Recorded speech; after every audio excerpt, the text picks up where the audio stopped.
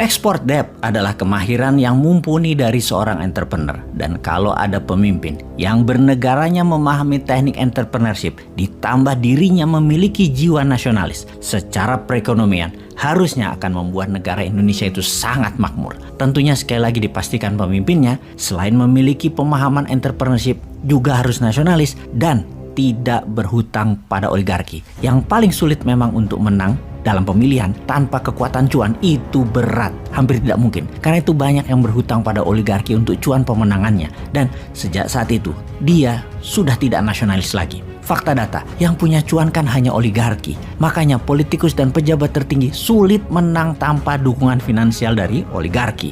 Itu adalah fakta. Selama oligarki jadi bohir dan jadi sponsor, maka rakyat selamanya akan jadi penonton dan hanya jadi pasar. Saat ini, para calon yang ada semuanya adalah birokrat. Tidak ada yang berangkat dari entrepreneur nasionalis tanpa aliansi politik oligarki. Para birokrat ini menjadi terkenal karena pakai anggaran Pemda dan anggaran pemerintah pusat. Pakai bayar wartawan dan orang media yang dibayari pakai pajak rakyat. Yang murni swasta tidak akan kuat duitnya untuk membuat acara peresmian-peresmian tersebut. Jadi menjadi birokrat sungguh bukan jalan satu-satunya untuk menjadi pemimpin bangsa. Harus dibukakan jalan lain, dari akses lain, dari alternatif lain. Misalnya begitu zero threshold, pasti puluhan kontestannya, dan ketika masuk top 5 barulah partai politik memetiknya. Jadi adakan dulu konvensi nasional, non partai, murni individu calon tersebut dipajang dulu di etalase, duel konsep, duel visi misi, duel kapasitas, duel kapabilitas. Nah,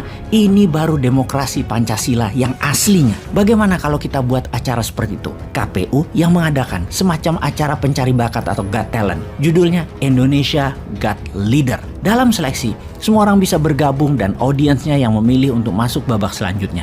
Sampai tersaring 10 besar. Ketika 10 besar, ya diserahkan kembali ke partai politik. Mana yang mau mereka usung. Pastinya tanpa partai pengusung pun, kandidat berhak maju. Bagaimana sahabat muda? Setuju? Ayo buat resolusi dan kerahkan kekuatan Anda. Ekspresikan ide ini demi Indonesia berdaulat, atau Indonesia akan tetap jadi korban hutang. Sahabat semua, kita kembali ke export debt yang saya contohkan dari apa yang pebisnis biasa lakukan, dan kali ini pengalaman pribadi saya. Saya memiliki sebuah mesin pirolisis untuk membuat oli bekas jadi bensin, jadi solar atau MFO, Marine Fuel Oil, di Pasuruan, Jawa Timur.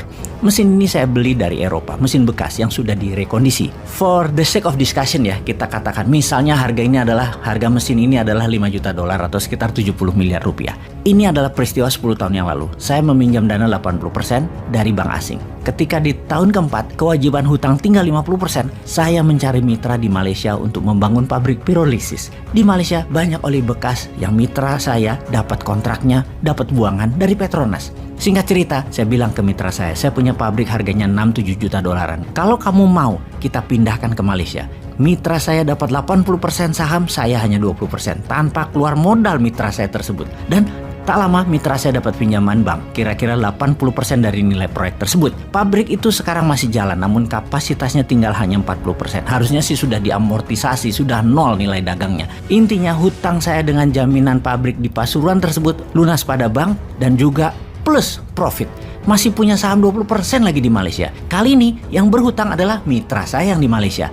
Itulah yang dinamakan export debt yang banyak dilakukan oleh pengusaha dari negeri kakak tertua yang jadi pujaan banyak pejabat di sebuah negara. Cerita pirolisis adalah kisah nyata.